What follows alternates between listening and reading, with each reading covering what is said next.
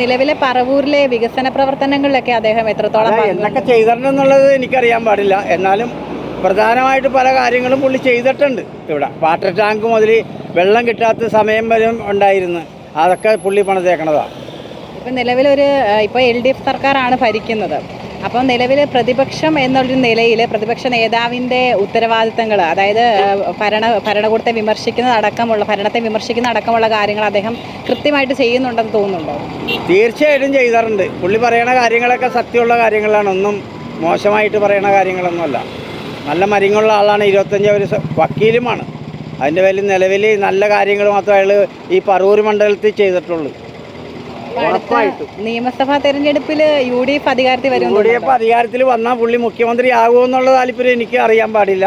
മുഖ്യമന്ത്രി ആയാൽ നല്ലത്. 25 വർഷമായില്ലേ അങ്ങനെ നിൽക്കണത്. ഇനിയിപ്പോൾ 30-ാം വർഷത്തിലോട്ട് പോകണം. എനിക്കും ഉറപ്പാണ്. നിലവിലെ പിണറായി സർക്കാരിൻ്റെ ഭരണത്തെക്കുറിച്ച് എന്താണ്? അതിനെപ്പറ്റിയൊന്നും എനിക്ക് പറയാനില്ല. ആ സർക്കാരിൻ്റെ ഭരണത്തെപ്പറ്റി ദോഷം പറയാനായിട്ടുള്ള അധികാരമൊന്നും എനിക്കില്ല.